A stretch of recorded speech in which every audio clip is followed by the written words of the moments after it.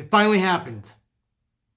What we've been working so hard for on this channel, so hard for in this community, it finally happened last night on Smackdown Live. Ember Moon accepted Bayley's challenge for a title opportunity at SummerSlam. Ember Moon is headed to SummerSlam to fight, to wrestle for the championship, finally. Or at least we hope. I'll get to that in a minute. I remember my first full year on this channel. It was just 2 years ago, 2017. I started the channel a little ways into 2016, but we ran into some issues and problems with YouTube and WWE, and before you know it, I pretty much lost the whole channel. But we gathered ourselves back together, recollected ourselves, regrouped, and in 2017 we had our first full year on the channel.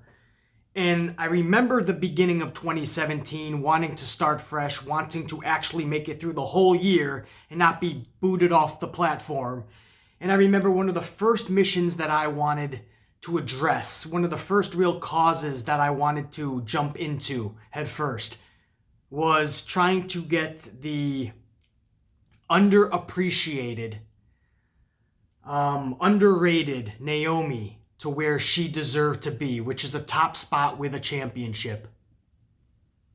And I started making a bunch of videos, and at that time I had obviously a much smaller audience, but a very passionate audience, a very passionate fan base, a very passionate subscriber base, as I still do to this day.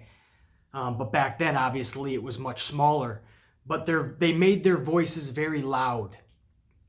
And there was a lot of people, obviously, especially back then, that were, they don't like to do anything in their life. So they just sit back on their ass and they look at other people that are trying to make a difference, trying to create change, and they like to just poke at them.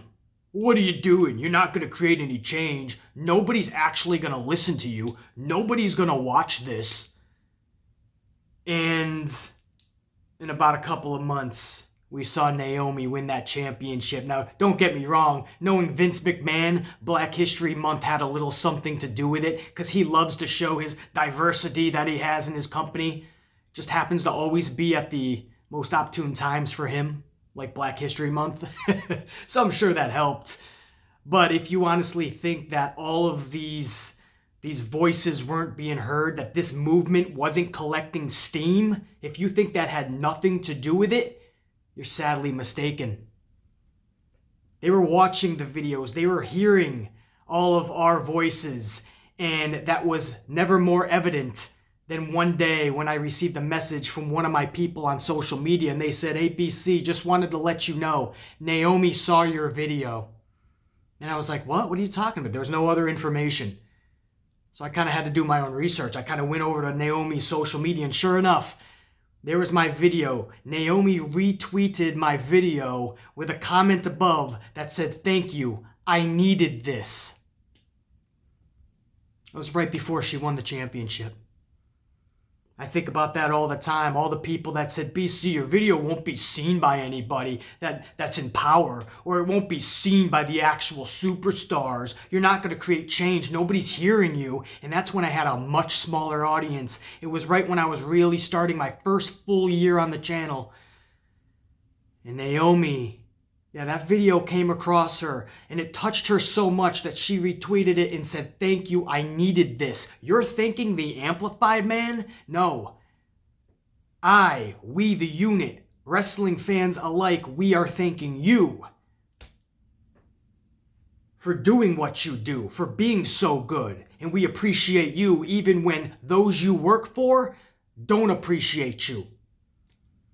But I always remember that. And every time somebody says, "Dude, you're complaining for nothing, you're bitching for nothing, it's not going to create any change, you're not going to do anything," and I call bullshit. Because I remember when we skyrocketed Stone Cold to the top and we made our voices heard, and trust me, that was not Vince McMahon's go-to guy back then, but we saw something in him. And I remember when he wanted Rocky Maivia to be the next big star, and we said no, and we voiced our displeasure, and we did not stop. We did not let our foot off the gas pedal, and we changed Rocky Maivia into The Rock. We made Dwayne Johnson transform into The Rock. And it became one of the coolest things, just like Stone Cold Steve Austin. We made Vince McMahon change his WrestleMania 30 plans when he was going Batista and Orton, and that was it. And we said, no, it's Daniel Bryan's time, damn it. And we created that movement, and guess what happened at WrestleMania 30? Daniel Bryan walked away with the championship. We did it with Naomi. She was getting nothing. Even with Black History Month, it wouldn't have meant nothing. She was getting nothing. And we created a movement that just for some reason, all the stars aligned, and it caught on. And it was all over the place. This give Naomi a chance stuff was catching on. I did something that was blasting off into a stratosphere unbeknownst to me. And we did that together, man. And we saw Naomi get that championship. I can think of all these times where we were told to just shut up and take what Vince is giving us, because you're not going to change anything, but we changed something time after time after time. So there's two different types of people in the world. There's those that just sit on their ass. They do nothing. I'm not going to bitch. I'm not going to complain. I'm not going to ruffle any feathers. Whatever's out there, I'll take. Please, sir, can I have some more? And then there's people that actually do shit. There's people that create change no matter how uncomfortable the situation may get or become. They're ready to put up the fight. They're ready to gather the army, to gather the unit, and do the deed. There's those that just quit. Oh, this is too much. I'm not going to do anything about it. And then there's those that just do. You're a quitter or you're a doer. You choose that early on in life and who you want to be and become.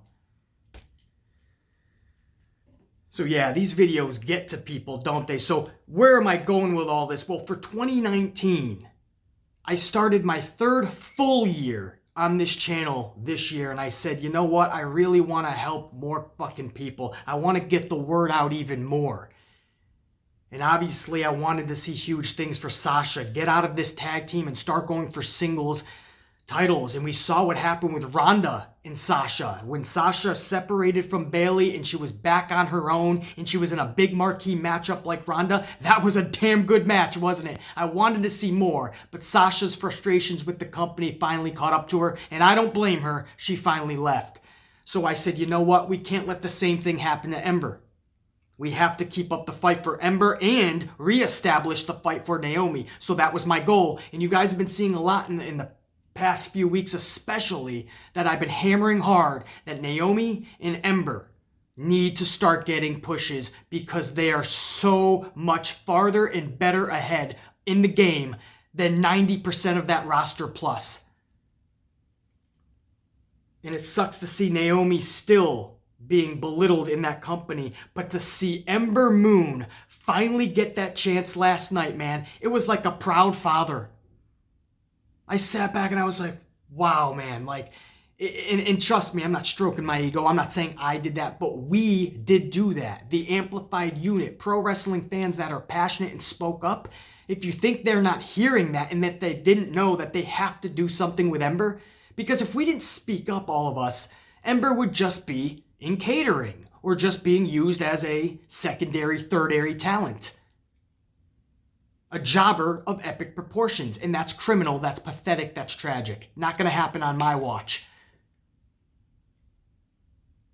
So to watch that happen last night, man, it was like being a proud father, and I just, it was a very, it was an emotional fucking moment, man. And you could tell it was for Ember in the ring, but for the amplified, man, and I know for a lot of us, dude, and you guys, a lot of you guys in the amp unit, you reached out to me via social media like, oh, I know BC must be ecstatic, and you know, I wonder what BC's thinking, and I wanted to really save my comments for this video because I could not portray it in 140 characters. But man, it's just it's one of those things, man, and you can't. I mean, if we could just put it into words, this video would be a lot quicker, right? But there's a lot of emotion behind it. A lot of emotion from Ember, obviously, in that ring, and a lot of emotion from us. And that's because I know, like, it just means so much to them, to us, that we can have that impact, you know? And I know these videos reach people. I remember my buddy down in Orlando, he had a talk with Josh Matthews one night, and my name popped up, and Matthews just told my buddy, he just said, I just don't know why he hits me so hard on every video. And I was like, whoa, like, Josh Matthews watched all my videos. I didn't even know that, man. You know, like, as I started this channel, I started to realize very quickly, like, these videos are reaching people. They have a lot of downtime before, when they get to the arena and before the show, and they're playing a lot of video games. They're reading a lot of books. They're on their social media. They're watching a lot of YouTube.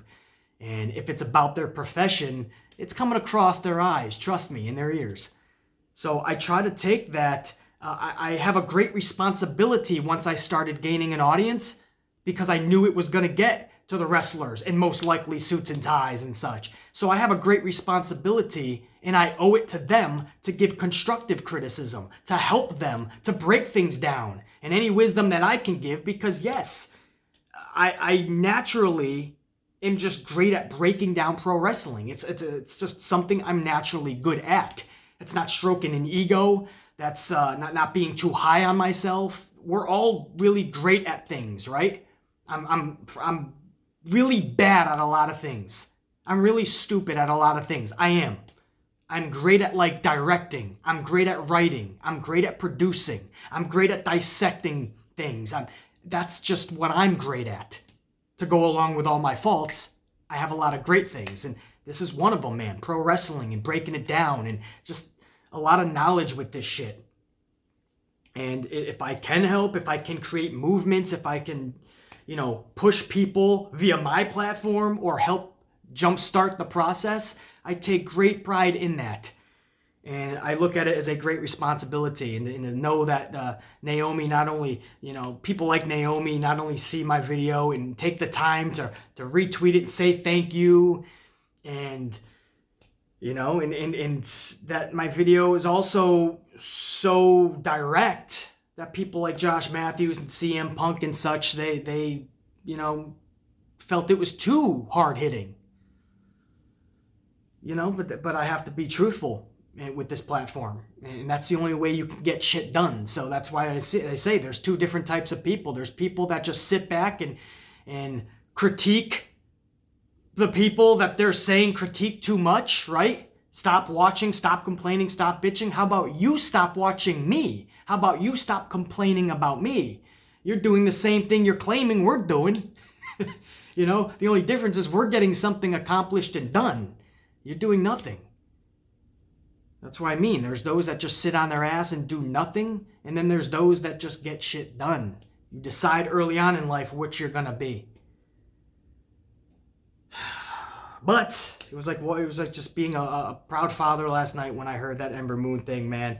And I was like, wow, Ember's going to SummerSlam, and Bayley, and you're thinking if Vince gives them the time, at least 20 minutes, and you let them do what they did in NXT, the Bayley in NXT, the Ember in NXT, and you just let them be them in a WWE ring, 20 minutes, it'll be one of the matches we're really high on the next morning. I promise you. Will Vince give him the time of day? And that's where I start to have those dreaded feelings of triple threat Flair.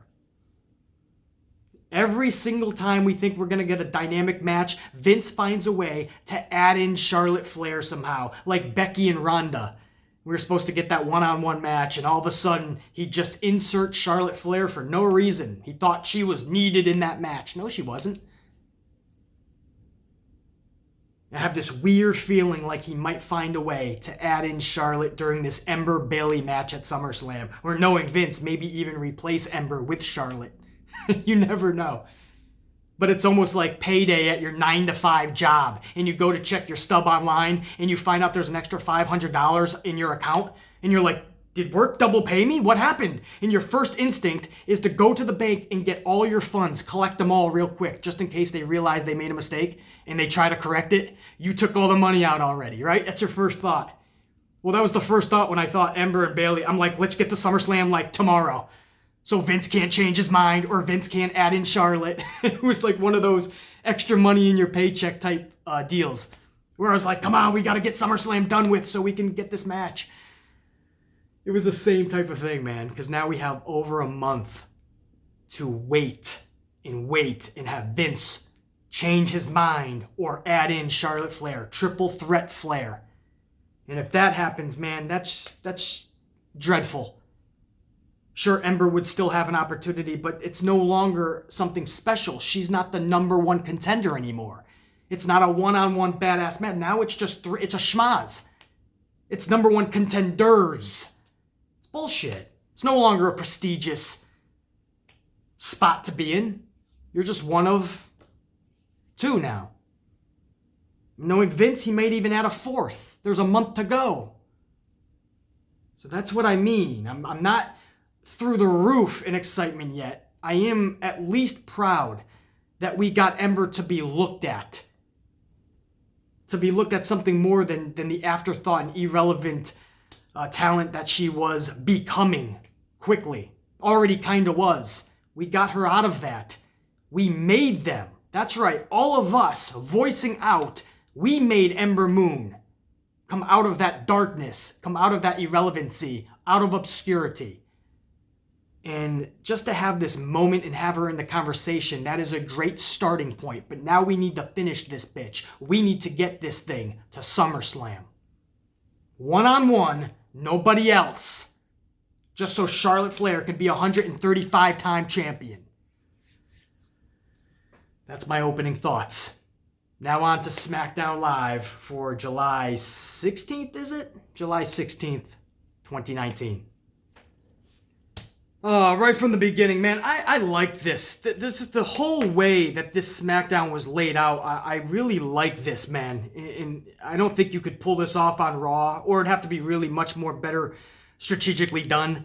But for SmackDown, this worked, man. They had this town hall meeting. And there was purpose behind this. I know a lot of people might be like, well, it was bullshit. Nothing got accomplished. And I say, what are you talking about? This whole thing was really just to set up the rest of the night. And I love that. It set up all the matches you were going to see. So even though there wasn't that much built into it, at least there was some reason as to why we're watching all of these matches. And it's just not coming back from a commercial and we're seeing some stupidity in the ring. This set up some actually pretty interesting matches too. It's not like it was redundancy. Things like Liv Morgan and Charlotte, for instance, or Apollo and Andrade, when you know what both did in NXT and what they're capable of. I liked it, just the thought of it. Another Cesaro and Aleister Black match, I'm down with that, as long as it's utilized correctly and give them more than 10 minutes. Things like that were all produced from this little 17-minute town hall meeting segment. And it was Shane McMahon, middle of the ring. He had all the superstars up at the stage area. There was 2 microphones on each side of the stage. And anybody that has any concerns, you step up to one of the mics, you voice your concern. And nobody wanted to at first. You know, they didn't want to cross the boss. And Roman Reigns comes out of nowhere. He was kind of hiding out in the back. And he just comes out of nowhere and he just says, "You can kiss my ass." And he walks away. And that was Roman for SmackDown. That's all he did. So Vince wanted him to come out and be this badass, go against the grain, and then walk off. So that's what he did. Nobody was like, we were all kind of like, okay. You know, some of the crowd was like, yeah, kiss his ass. I don't know. That did nothing for me. Charlotte then gets on the mic, and she starts praising Shane McMahon, true heel form. I loved it. Liv Morgan got on the other microphone on the other side of the stage, and she started going, "Charlotte, stop. Is there anything real about you? Stop being so phony." And I love that, man. And Charlotte comes back. Charlotte says, "I'm sorry, who are you again? Sorry we all weren't born with a blue tongue." And she's basically like, know your role and you just shut up and let the real grown-ups speak. So there was a little Liv Morgan, Charlotte Flair bickering back and forth. And I kind of thought I wouldn't mind seeing that match one-on-one. I can't remember if we've seen it in the past. Obviously, it wasn't too relevant. But for some reason, this felt fresh to me last night. So I have no idea. It was good to see Liv Morgan, maybe. Maybe that's why it felt fresh. We haven't seen her really in a while. And Charlotte Flair, clearly we haven't seen in a while too. So I don't know. I was digging that back and forth, and I was like, hey, if you want to give me that later in the night, I'm down. And it didn't stop there. Apollo then gets on the mic, and he tells Shane McMahon, we all agree with what Owens said last week about all of us basically not getting any opportunity, and you're hogging it all.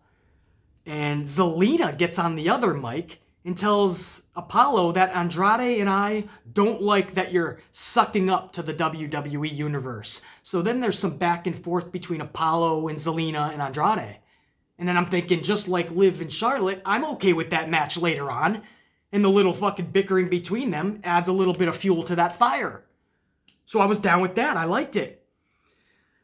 Then you had Elias. Elias goes to speak, but the New Day interrupts Elias. Kofi says, we all have the potential on this roster to get things done, but you won't give any one of us a chance. So basically just reiterating what Kevin Owens said. And this set up a little bickering between Kofi and Elias. I didn't need to see that, but if I am going to see that later in the night, at least there's a little bit of a reason. And that's why I like this town hall. It set up reasoning. As little as it may have been, it set up a reason for me to give a fuck. Or at least begin the concept of giving a fuck. And then what did we do, guys? Kofi's mic gets cut out because Kofi started to really hit Shane pretty hard, I guess. So his mic cuts out, and Shane McMahon is like, Kofi, we apologize. You're the champion. We need to get this technical issue taken care of. And again, I apologize, Kofi.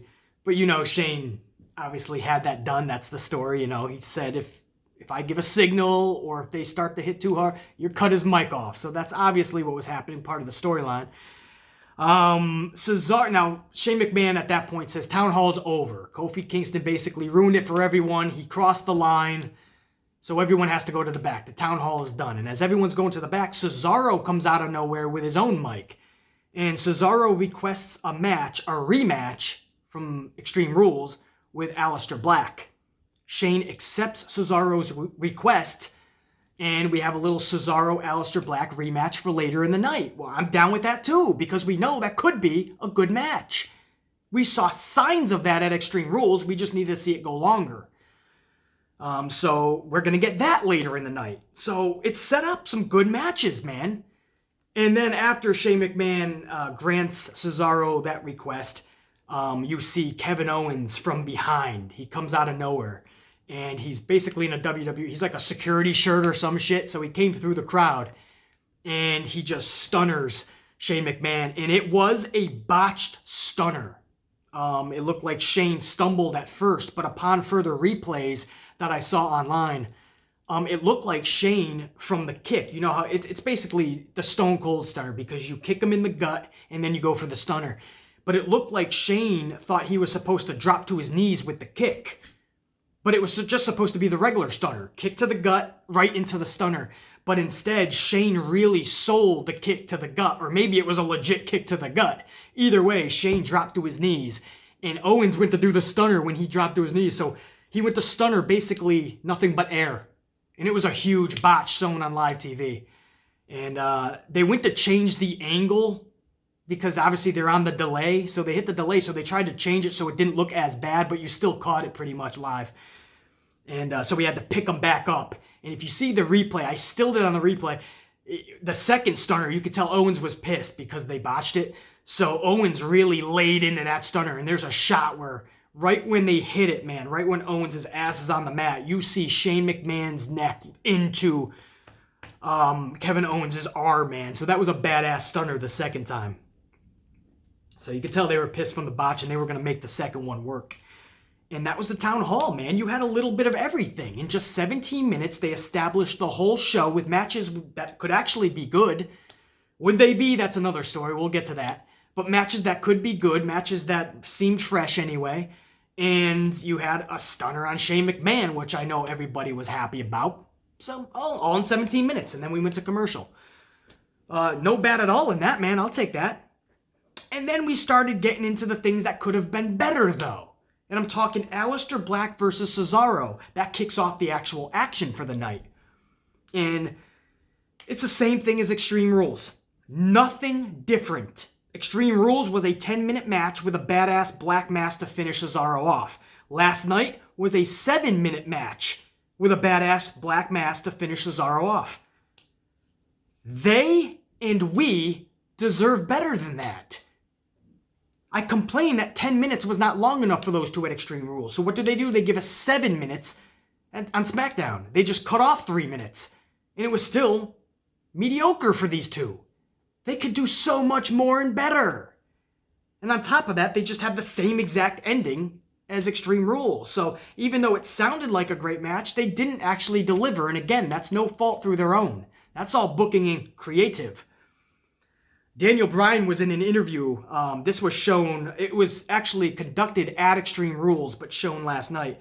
And he just started screaming out, if I want change in the world, I need to aim higher. I know what I need to do now. And he was like a ballistic Daniel Bryan, like he lost it. He totally is, he flipped his lid, you know? So I kind of like that, and it was interesting to see where that Daniel Bryan takes shape going forward. We find out a little bit more about this new Daniel Bryan character later on in the night, and we'll get to that in a second. First up, Charlotte Flair versus Liv Morgan is next. The match started at 8:39 p.m. Eastern Time and ended at 8:41. That is a 2-minute match on a match that I was actually semi-looking forward to. I could watch them for 7 to 10 minutes. That's the match you would give 7 minutes to, Vince. Not Cesaro and Alistair. Give Liv and Charlotte 7 to 10 minutes. 2-minute match, Charlotte taps out Liv. Come on, bro. Liv deserves more than that, man, even if she had to take some time off or requested time off. You didn't have to job her out in 2 minutes. And again, it's kind of a dreadful feeling that Charlotte looked so dominant that Vince could easily add her into this Bayley and Ember match last night. Because I think I heard Tom Phillips after Bayley and Ember, I probably should have just waited for this in the Bayley and Ember segment, but I got to get it off my chest now just in case I forget. But I could have sworn I heard Tom Phillips say something like, Bayley and Ember just made their own match. And they usually never say shit like that. So it's almost like Shane, and you had Charlotte sucking up to Shane last night. It's almost like Shane is going to repay the favor and add Charlotte into this match. You know what I mean? And she looked dominant last night. It's almost like Shane's going to say, hey, she deserves this match. So I don't like that either, man. Liv Morgan, after the match, grabbed Corey Graves' headset and said, Charlotte is right. When I come back, it's going to be different or some shit. Or it's going to matter or something. So Liv is basically teasing, first of all, a little bit of time off maybe, again. But she's teasing a kind of rehauling in her character. This could be different, you know. I kind of like Liv's character, to be honest. I don't know if Vince was really going to give her the time of day.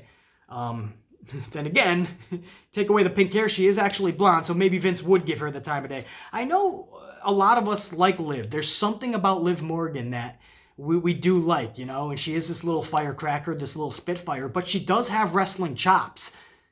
So, you know, you do feel like she can have good matches with a lot of people, so remains to be seen what happens there. Next up is, I probably could have just waited for more Ember Moon talk, because up next was Mandy and Sonya versus Ember and Bayley in a tag team match. This was another 2-minute match. All these matches were just a couple minutes, if even, last night. Ember Moon gets the W with an eclipse. So cool to see Ember Moon get a moment there, even though it was just a 2-minute match. But again, it's what happened afterwards when Bayley said, she was asked to, you know, what's next for you for SummerSlam and what's your next obstacle? And Bayley said, now that I get, you know, the basically the BS out of the way with Extreme Rules and Alexa and all that BS, now I can start doing what I wanted to do from day one, and that's have actual wrestling matches with great wrestlers, basically is what Bayley's saying. And she basically alluded that there's nobody better than the person right next to me. The crowd's all chanting Ember, and we get Ember Moon. I don't even know if Bayley really said it. It was just insinuated, and we all knew. And that's when I just, you know, my proud father vibes kicked in, and I was getting all emotional, man. You know, it was like the final scene in Stranger Things Season 3, where I was just all up in my feelings, man. It was awesome. And just to think about SummerSlam, if they actually let Bayley and Ember go and don't add a third wheel, don't add triple threat Flair. It was so cool, man. And Ember was all jacked up, and I mean, I talked enough about that. We'll leave it at that, man. We'll see where they go, man, and we'll just hope that there's no third wheel in this match. Up next was the New Day versus Randy Orton, Samoa Joe, and Elias. And even though this was a six-man schmaz, I liked the way it was set up. There was a little bit more creativity, like you didn't know where they were going. Big E and Xavier basically issued a championship match. If Rowan and Daniel Bryan wanted to come out, they'd give them a match right there for the tag titles. Daniel Bryan and Rowan actually did come out, but Daniel Bryan kept on wanting to say something and kept not doing it. He would leave, he would come back, grab the mic, not say anything. He left again, he came back, went to say something, looked at the crowd, didn't say anything, then he just dropped the mic without saying a word, and they left. They did not take the championship opportunity that was presented to them.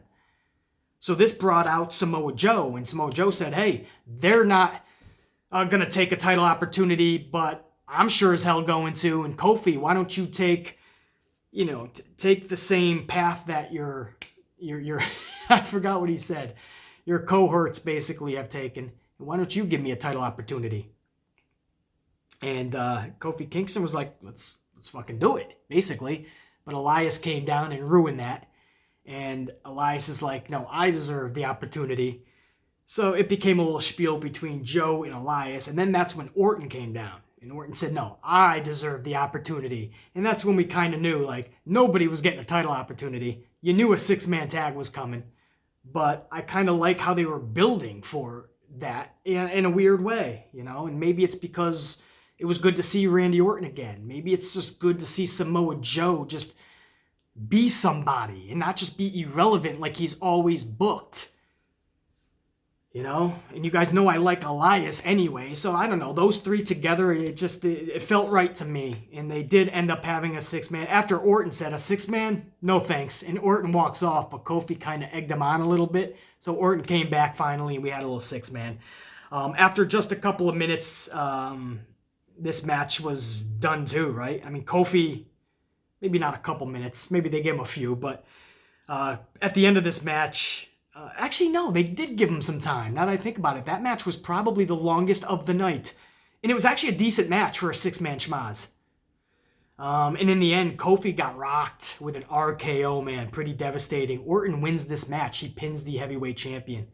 So I liked it, man. I know. I liked this six-man. It just felt right. You know what I mean? This whole show, even with all the short matches, it had a good flow to it. It was actually man, if these matches could have been longer, these like women's matches especially, it had a good flow and pace to it, and there was a lot of, man, I don't know. I almost said good. There was a lot of decent shit up in there. But it was the pace and the flowing, and the superstars seem to be a lot of them being utilized better with Bayley, and Randy Orton comes back and actually looks like Randy Orton that we know, and not some stupid jobber. I don't know, some shit was actually going good. And that actually continued into the next match. Tag Team Championship match for the women. The Iconics versus the Kabuki Warriors. Asuka and Kairi. And this was actually a championship match. So, that came out of nowhere. I was like, all right, we're going to do this now. Awkward. But I love what they did. After just, you guessed it, theme of the night, after just a couple of minutes, the Iconics got themselves counted out. This was brilliant. Absolutely brilliant. And that's the word Corey Graves used, but I was using it before he even stuttered it out. I said that out loud, man. Brilliant. Because no way should they be having that match on SmackDown. They're obviously going to have it at SummerSlam. And you have to build to it the right way. But how do you do that? By making people care. Well, this is one way. Get people even more pissed off at the Iconics. How do you do that? You have them do something more than just cheating out a victory, because we've seen that so many times. You have them literally being cowards of the utmost proportion. You have them being cowards at their peak. They literally are about to get counted out. Billie Kay's about to get in the ring, and then she looks at Peyton Royce, and they think, what are we doing? We don't need this shit. We're going to get our asses kicked. And they stay outside. And it fits their character. That's who the Iconics are. They cheat. They're cowards. It's what makes the Iconics the Iconics. So it fits their character. And for anyone wondering, why wouldn't Asuka and Kairi try to stop the count out? That fits their character. They're legit wrestlers. They're not even thinking cheatery or countouts in their dome pieces. They think they're actually going to have a real match, competition. Even if they know how the Iconics are, they're really thinking in their heads, we're going to have a competitive match, and in the end, we're going to come out the victors and hold the championships. They're not even thinking count out. And Billie Kay, really around 7 or 8 is when she decided to get off the apron. What did you think was going to happen in 2 counts? Asuka was going to run out and try to get her back in 2 counts?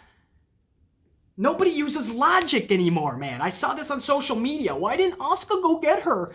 Did you watch what the amplify? That's why I dissect this shit beautifully to the point where any little question you have, I can literally answer it for you in the video, not in the fucking, people always fucking asking questions in the comments or on social media. I'm not going to answer in those platforms. No, I don't got the time in the day. Listen to my words in these videos and you'll have all the information you need.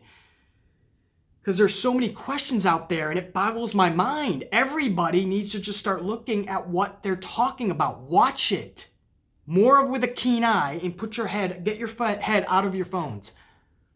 Because if you watched it, it was brilliant. 7 or 8 count, she decides to jump off the mat and she gets counted out. And Asuka and Kairi are like, whoa, we didn't even think of that. Like, what? I loved it. I everything about it, man. It fit all of their characters. Iconics played their characters great. Asuka and Kairi are confused as fuck. What? Are you kidding me? Come on, bro. Like, I loved it, man. And again, it leads to SummerSlam. Relax. Asuka and Kairi are gonna get these straps. Trust me. And it's gonna mean more. Way more than it would in the middle of a Smackdown. Relax. Let the Iconics build up their reputation as well for being these cowards, and everything works itself out, man. Nobody wants to let shit breathe anymore. Nobody wants to let things unfold and develop. Everybody is just quick. Well, what do you mean they didn't get the titles last night? What the fuck? This is bullshit, man. And then they start coming to their own conclusions and starting to write the program out. Why wouldn't Asuka go out and get them? What the fuck you think, Asuka? Because it was the 8 count for 7 or 8. And it wouldn't tell the story that needs to be told. How about that? Fuck. And some of these people's don't piece, they would have given Kairi and Asuka the belts last night. Come on, man. If that's the case, if we're going to play fantasy booker, I wouldn't even have Asuka and Kairi together. I would have Asuka going on her own. Probably already a fucking champion by now. And Kairi, even though it's early on in her career, main roster career, I would have her in really huge singles competitive storylines. So for fantasy booking, I wouldn't even have them in a tag team. But this is what Vince is doing. He's going to have them win the tag titles. You're not going to do it in the middle of SmackDown. Everybody relax, take a breath, and realize that was brilliant. Thanks. You don't have to like it, by the way. But if you're going to try to lambaste it and critique it and act like you know what you're talking about, that's not pro wrestling, man. What you saw last night, that's pro wrestling, man. That's how you elevate a storyline. It's been from day one, and I'm glad that hasn't changed. Glad they actually utilized something like that. Andrade and Apollo. Another match that should have been really fucking great, man. Give them 12, 13 minutes at least, and that's at least because it is TV time, I'm being generous, but I just didn't get what I was hoping for out of Andrade and Apollo, and I guess that's just main roster TV matches, right? We're never really going to pull the utmost that we can pull out of these guys. We're never really going to get that on TV televised matches. It's just not going to happen. Apollo defeats Andrade. There was a little bit of a shock, right? Wow, Apollo beat Andrade, but Amplified Man wasn't shocked because they've been treating Andrade like a tool, like a jobber since he got to the main roster, just like Apollo. So this was just jobber to me, man, and one of them has to win. So I wasn't shocked at all, and there's a lot of people pissed off. Well, I've been pissed off from day one that Andrade has been being used like that. And Apollo so it's one of those situations where great for Apollo, not so great for Andrade, like Monday night. Great for Cedric when he beat McIntyre, not so great for McIntyre because he got defeated. It's one of those situations. It's a 50-50 booking scenario. Great for one guy, devastating for the next. Dolph Ziggler and Kevin Owens, they close out the show in the main event. Shane and a plethora of superstars head to ringside. I would have left Shinsuke, your IC strap holder, out of this schmaz, but he was a part of these superstars coming to ringside. I feel that dilutes and diminishes the quality, the star power that the Intercontinental Champion should have. But then again, Vince gave him the title in a 7-minute match, pre-show, kickoff show match at Extreme Rules. So that's how much he looks at Shinsuke and that IC strap as far as importance goes. He doesn't. So Shinsuke is part of this schmaz. They're all around ringside. Owens hits the stunner on Dolph. Ref counts 1, 2, and before he can count to 3, Shane yanks out Owens out of the ring. Owens stuns McMahon. This time he gets all of it. No botch. This was on the outside. He stuns McMahon. He looks at everyone about to chase him, and Kevin Owens hightails it out of there. He runs up the ramp and out of the off the staging, and all these superstars start following him. And Shane is at ringside, all discombobulated. McIntyre's trying to hold him up, and he gets interviewed like while he's on his ass. And she's like, oh, Shane, what is going to happen now? Or some shit. I don't know. It was kind of weird. But Shane was playing it off beautifully. I always say Shane brings a sense of realism and believability to him. And he was just like, oh, he's going to pay. He's going to pay. I hope you enjoyed that, Kevin. You're going to pay. And there was a sincerity in him. And he starts going up the rampway, and Drew's holding him up. And he's discombobulated. He's fucked up. And he keeps repeating, he's going to pay. Oh, he's going to pay the price. And we fade to black and go off the air. I loved it. I loved it. That gives you a little bit, even though it's a little bit, it's a cliffhanger nonetheless. It has the amplified man thinking now, oh shit, Kevin Owens better not show up to any arena that Shane McMahon is in, because he's going to be fucked with hardcore. You know what I mean? You could tell Shane is not going to let this go. I like it, man. I don't know where this goes, though, because we already saw Kevin Owens and Shane McMahon before in a very high-profile feud. Wasn't that Hell in a Cell, or was that... I thought they were in a Hell in a Cell match, but maybe that was Mania, no? I don't know. I know they were in a high-profile feud, so I don't know if you can rehash that. But that looks like where it's going. I don't know. Kind of odd to me. Kevin Owens was in that feud with Vince. Remember that devastating headbutt that Kevin Owens gave Vince McMahon? So that's what I mean. He's already feuded with the McMahons in the past. It looks like they're just trying to rehash that. So they're going to have to get real original with how they go about business this time. Now, this time, roles are reversed. Shane is the bad guy, and Kevin Owens is the good guy. So I think that'll help them out in this rehashed feud. But either way, guys, Smackdown, man, I don't know what the fuck happened. We're hearing reports that Bischoff had nothing to do with this show, and in fact, Bischoff wasn't even in Worcester, Mass. Or as they call it, Worcester over there. But it's pronounced Worcester, Mass. But we're hearing Bischoff wasn't even in Worcester, Mass for SmackDown. So listen, I don't know. The show just flowed so much fucking better. There was matches I actually gave a shit about, and they were set up. They gave it a little bit of reasoning at the beginning of the show. I just wish all of these matches were longer, but it made for a good vibe on the show, man. I didn't watch this show and think, this is fucking boring and horrible, you know, and that's really good to finally watch a WWE show and not have to think and say those things. So, a lot of room for improvement, no fucking question, man. But the Amplify man's taking that. Let's build on that, man. And SummerSlam season has officially began. Ember Moon, as of now, one-on-one with Bayley. Oh, please, Vince, don't change this. The Amplified man saying check you later.